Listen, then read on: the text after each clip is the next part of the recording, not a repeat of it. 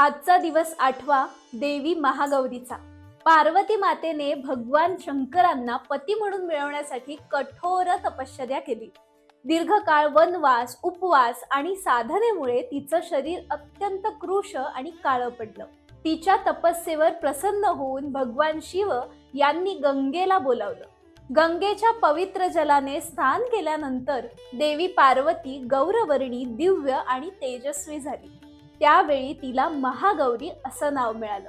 देवी महागौरी ही शुद्धता, नवचैतन्य, साधेपणा आणि निरागसता याचं प्रतीक आहे।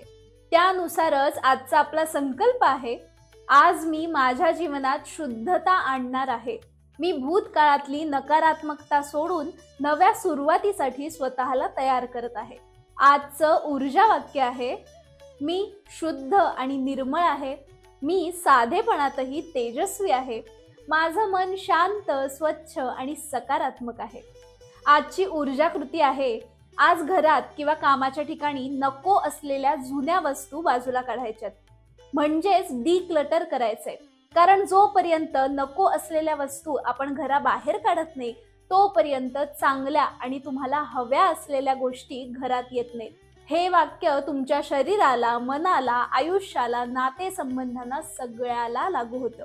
पुन्हा एकदा ऐकून बघा। ऊर्जा ध्यान सुरू करण्यापूर्वी सर्वांना एक विनंती आहे, चिन्मयी राजचे व्हिडिओज तुम्हाला आवडत असतील आणि त्याने तुम्हाला फायदा होत असेल तर व्हिडिओला लाईक करा, शेअर करा आणि कमेंट करून तुमचं मत आम्हाला नक्की कळवा।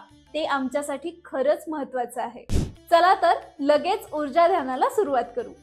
नेहमीप्रमाणे शांत स्वच्छ जागी बसा, डोळे सावकाश बंद करा आणि तुमच्या शरीरात येणारा प्रत्येक श्वास, त्या श्वासावरती लक्ष केंद्रित करा। शरीरात येणारा प्रत्येक श्वास शरीराला शांत करत आहे, मनाला स्थिर करत आहे।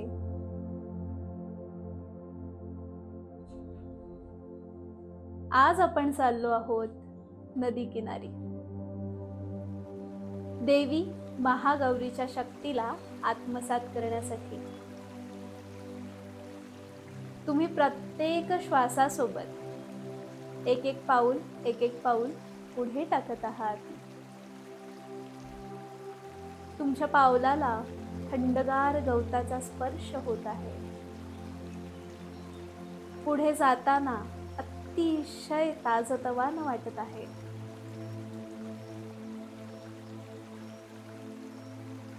आणि असं चालत चालत पुढे जाताना काहीशा अंतरावर एक सुंदर निळीशार नदी वाहताना तुम्हाला दिसते।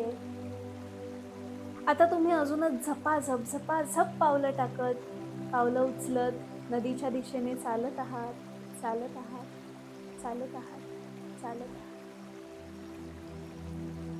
चालता चालता चालता गवत संपून पायाला वाळूचा थोडा उष्ण स्पर्श होऊ लागलेला आहे। वाळू तुमच्या ओल्या पायांना चिकटते, पण तरीही तुम्ही तसेच पुढे पुढे पुढे पुढे चालत आहात। अंगात वेगळीच ऊर्जा संचारली आहे, कारण तुम्हाला नदीकडे पोहोचायचंय आणि नदीच्या समोर जाऊन तुम्ही थांबला आहात।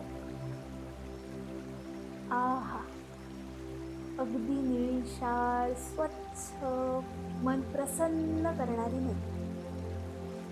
आता त्यात तुमचे वाळूने माखलेले पाय तुम्ही सोडत आहात। तुम्ही त्या नदीच्या काठांवर बसता आहात। थंडगार वाहतं पाणी अंग शहारून येतंय। आहा, वाऱ्याची झुळूक अंगावर येते आहे। अशा आल्हाददायक वातावरणाचा आनंद तुम्ही लुटताय। तुमच्या चेहऱ्यावर वेगळीच शांतता निर्माण झाली आहे। चेहऱ्यावर सूर्याची कोवळी सोनेरी किरणं पडत आहेत। त्या किरणांसोबत समोर उभं राहतंय देवी महागौरीचं प्रसन्न, निर्मळ, तेजस्वी रूप। महागौरी या नदीप्रमाणेच मनाला चैतन्य देणारी, तिच्या एका हातात त्रिशूळ, दुसऱ्या हातात डमरू, तिसरा हात अभय मुद्रेत आणि चौथा हात वरद मुद्रेचा. देवी महागौरीच्या भोवती पांढऱ्या प्रकाशाची आभा आहे. तिचा तो शुद्ध पांढरा प्रकाश तुमच्या आतमध्ये शिरत आहे, तुम्हाला व्यापून टाकत आहे. मनातली सर्व नकारात्मकता हा प्रकाश धुवून टाकत आहे. नदी ती सर्व नकारात्मकता, क्लेश, दुःख, वेदना स्वतः सोबत वाहून तुमच्यापासून दूर नेत आहे आणि तुम्हाला सकारात्मक ऊर्जेने, लख्ख प्रकाशाने उजळवत आहे. मन अधिकाधिक स्वच्छ, शुद्ध, निर्मळ करत आहे. ओम देवी महागौराय नमः. आता या हलक्या मनाची मी काळजी घेईन अशी ग्वाही त्या शक्तीला, त्या ऊर्जेला, देवी महागौरीला द्या. देवी महागौरीला धन्यवाद द्या. स्वतःचे, नदीचे, प्रकाशाचे आभार माना आणि सावकाश जिथे बसला आहात तिथे स्वतःला घेऊन या.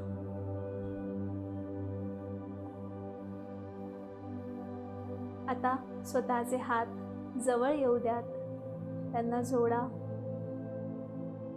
त्यांचं घर्षण होऊ द्या आणि त्या घर्षणामुळे निर्माण झालेली ऊब शरीरावर पसरवा आणि सावकाश डोळे उघडा.